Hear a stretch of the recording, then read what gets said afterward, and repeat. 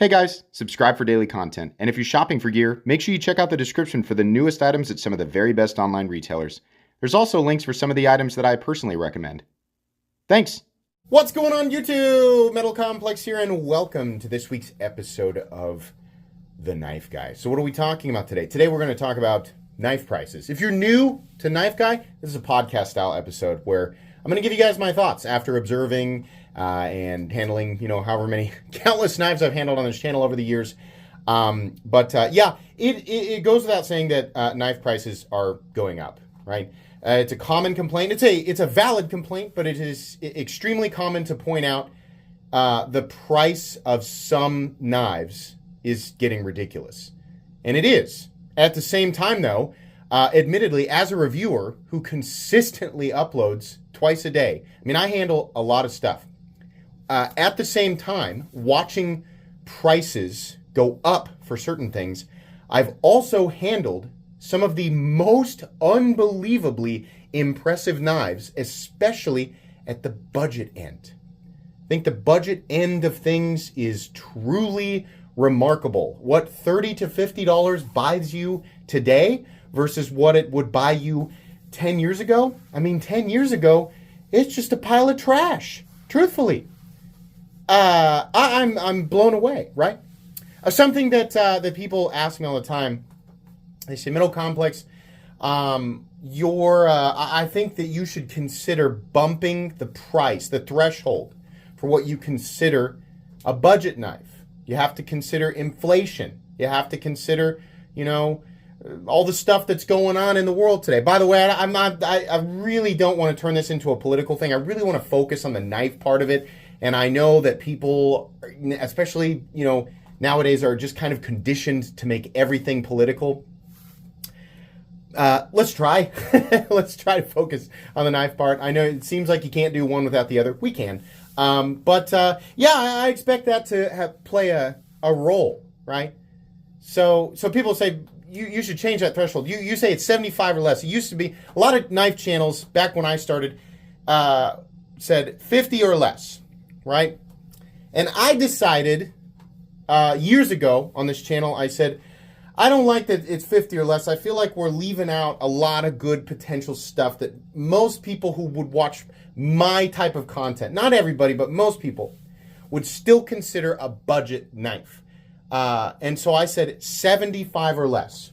I have held firm at 75 or less throughout the years.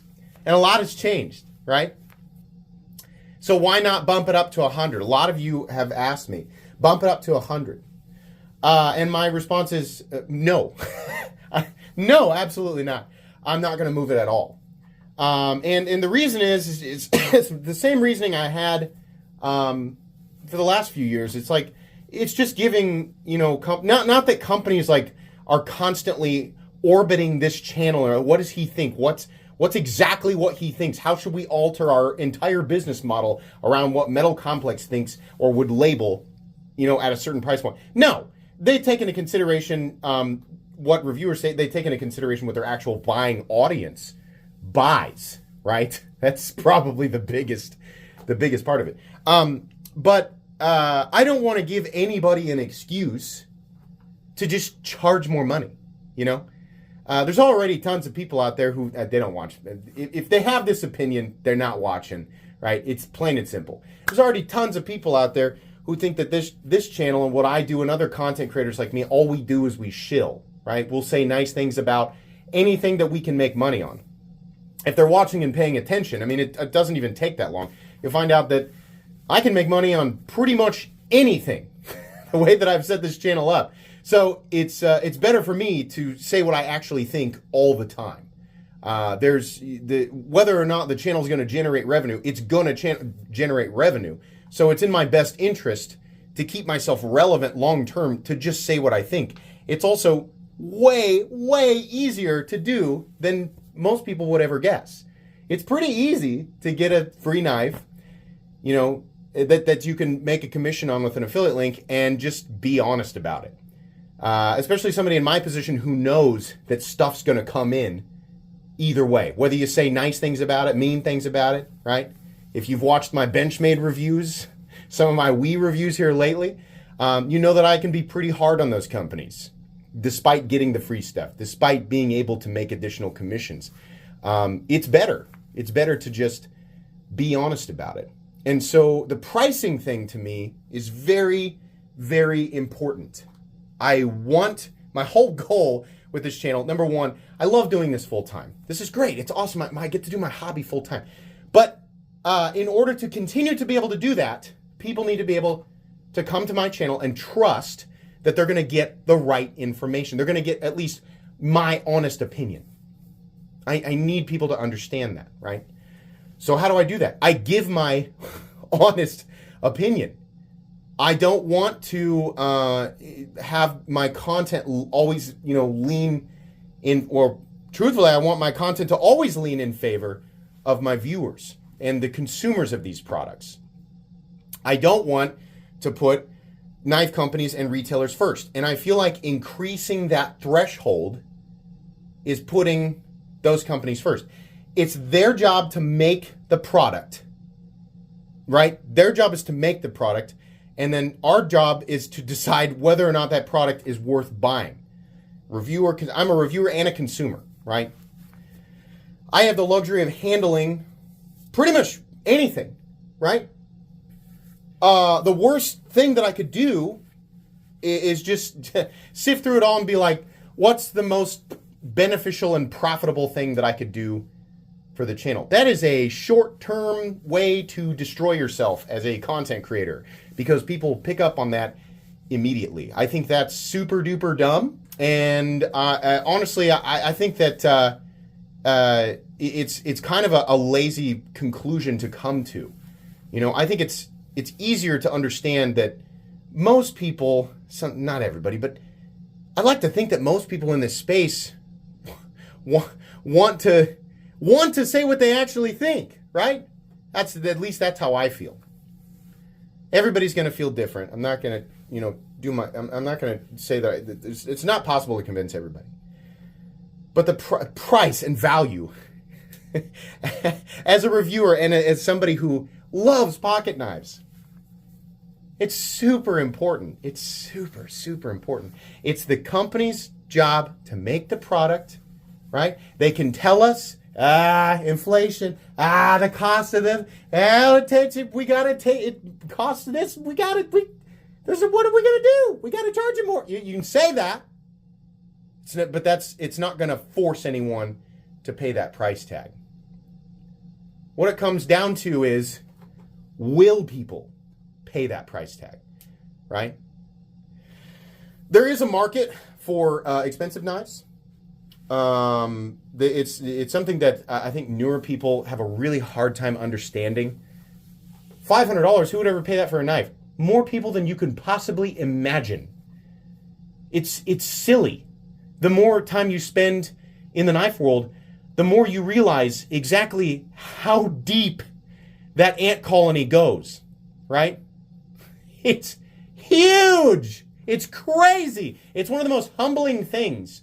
One of the most humbling experiences as a new person to the knife world was realizing exactly how huge the buying market is for $500 knives. It's enormous, right? I have certain things that I expect at every price point. I take into consideration everything. Where is it made? How is it made? What is it made out of? What parameters is this company dealing with, right? Within those parameters, any company can create something that is garbage and costs too much money. Or they could make something that's really impressive and still costs too much money, right? It's a parameter. What do I expect from the $20 to $50 territory? Not much, right? Not much. It doesn't take much to impress me. But yet companies are still able to deliver truly amazing things. I mean, geez, the Acacia, $30 knife. This is amazing. I would have pooped my pants 10 years ago. Somebody's like, you can get this knife for $30. I've been like, what? This is incredible. But here we are in 2025 and you can get that, right? What do I expect from 50 to 75? Well, more than, 20 to 50 or whatever, right? 75 to 100. That's a weird territory. 75 to 150 or 1 to 150, right? 75 to 100 is usually just like, it probably should be a budget knife, but they're finding some gimmicky way to charge you a little bit more, right? Unless it's the Vision. This is a knife that's almost a budget knife, but it legitimately deserves to cost a little bit more. It's one of the greatest pocket knives ever created. What do I expect from 1 to 150?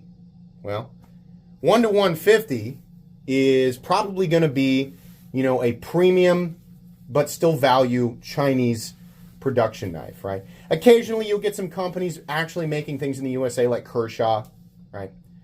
But I don't expect to see, ultra finely finished, contoured textured titanium with multi-level anodizing or, so sometimes it kind of, small elements of it exist, right? But I don't expect to see that. Anyways, you can see where I'm going with this. Every price tier, I have certain things that I expect. And I alter this a little bit depending on, especially like when the price goes up.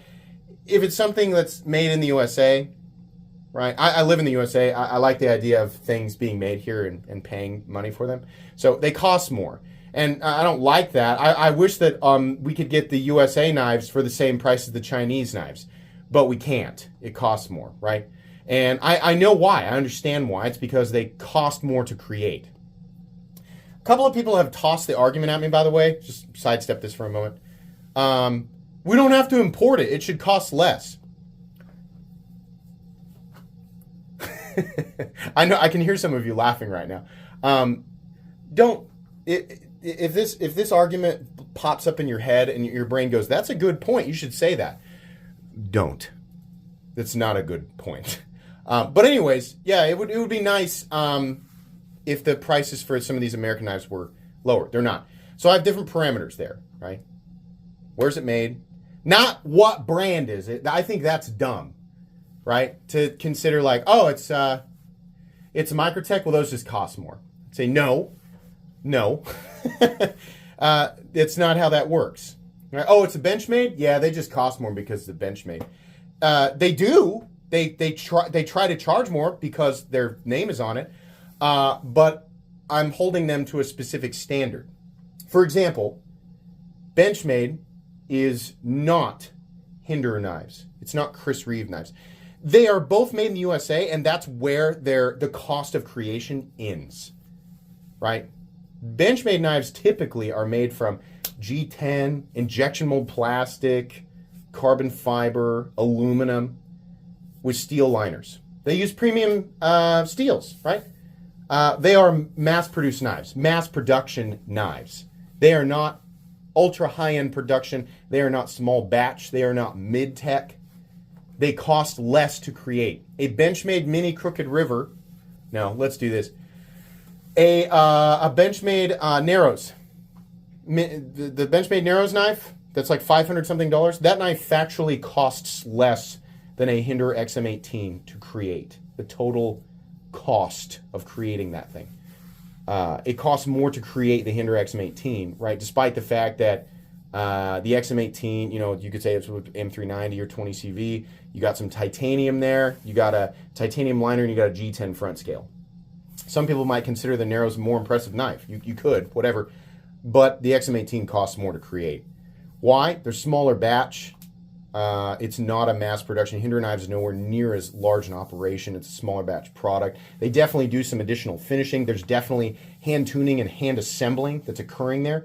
The total number of steps and the total cost of each step is just higher. Benchmade has just at some point decided we're just going to charge prices that are part of a higher tier.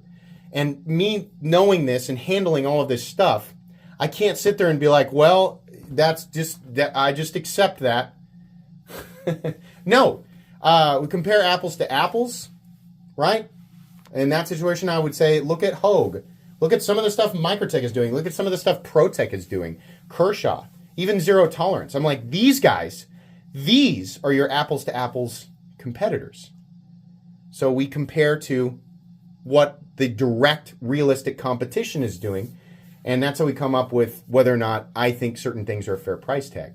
right? I don't compare to the Chinese companies like We or, MaxAce or whoever. A lot of people who reduce things just to the material value. People say, why would I buy a Benchmade Narrows or whatever, $400 or $500 Benchmade that's titanium and M390, when I can get a titanium and M390 or a titanium and S90V knife from MaxAce for $150 to $200, right? Yeah, if you don't care about the country of origin, then absolutely for you, right? This specific type of consumer, that is a much better way to spend your money. But if you do care about American manufacturing, you've got a whole different balance of value to consider, right? So at that point, you're like, it's got to be American made. Okay, well, if it's got to be American made and you're considering Benchmade, then you should also consider, and then those same brands, ProTech, Kershaw, Hogue, Microtech, right? Those companies, in almost every case, have better pricing, and they're making the same types of things with the same procedures, right? Newer people are people who, not newer people who are just like specific, like they're all about Benchmade, right? They've conditioned themselves to just be like, Benchmade's just better. That's why they cost more, right? And that's just something that they've told themselves in their heads, and it's just become an absolute truth, and there's not really a foundation for it, right? So anyways, but this is the process here.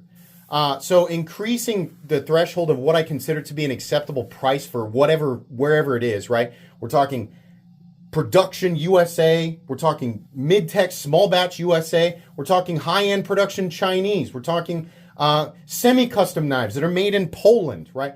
I have certain things that I expect from each price point. Each of these different price points, it caters to different markets, different types of consumers, right?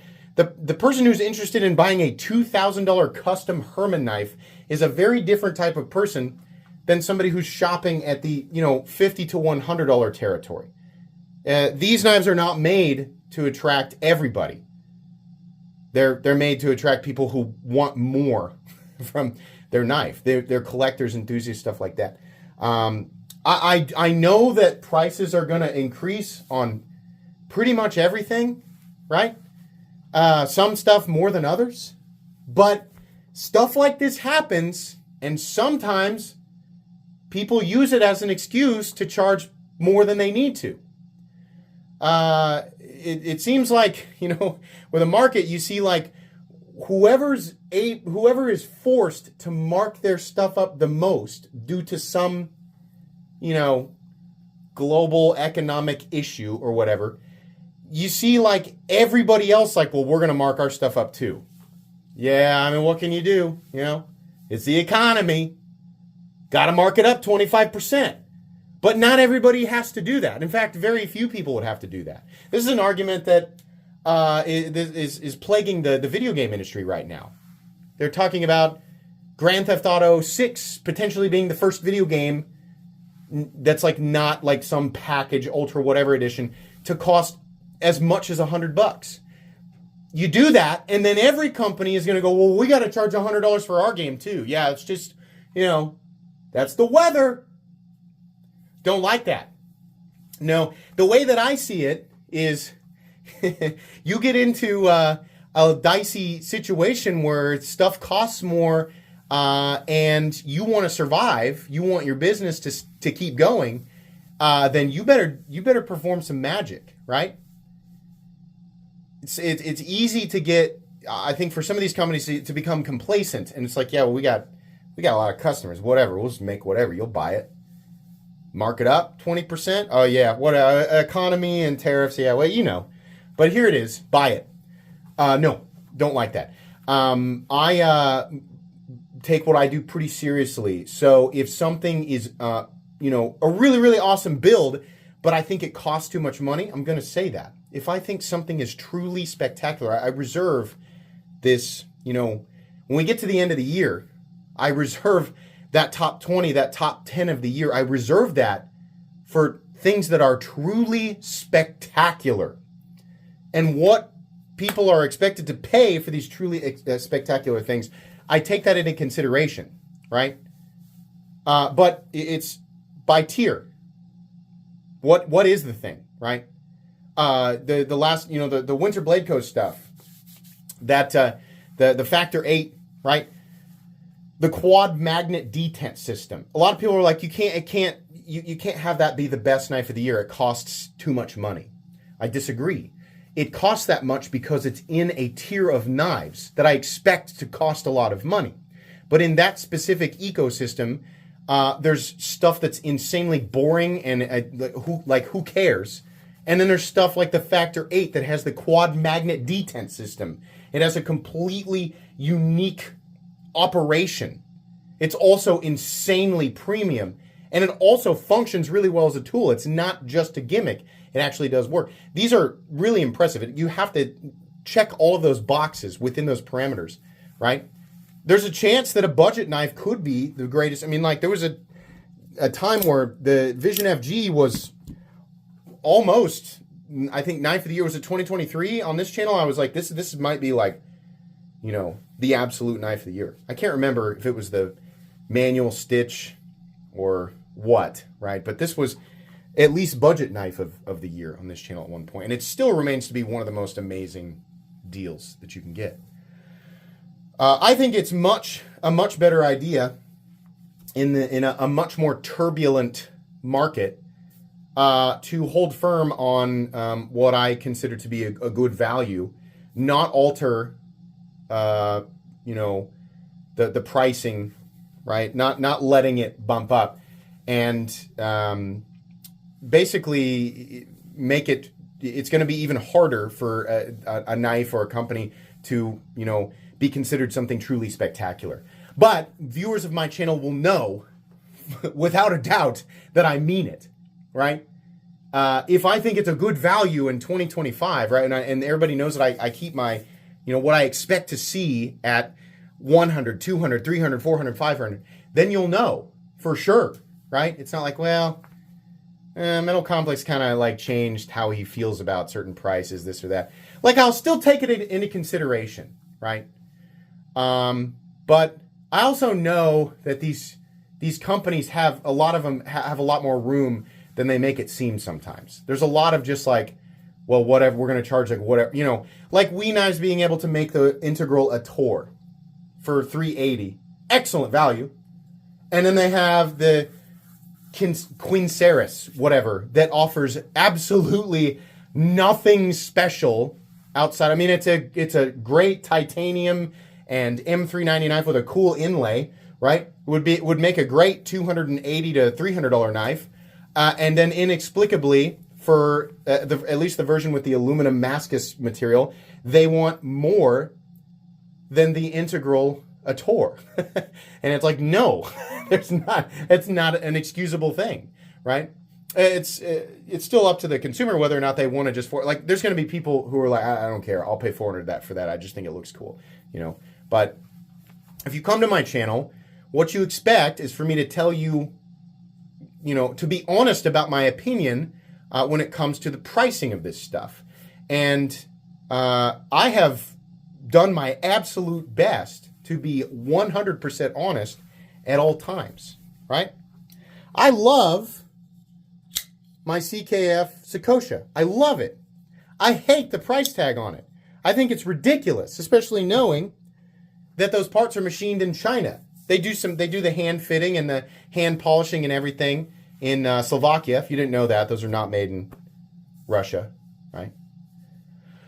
I don't think that, I can't remember. I think I paid $850 for that. I think considering that a huge part of the work that goes into that knife, a huge part of it, is done in China, there is absolutely no way that their cost is anywhere even remotely close. I think they could knock $200 off of that knife and still make a killing on it, right?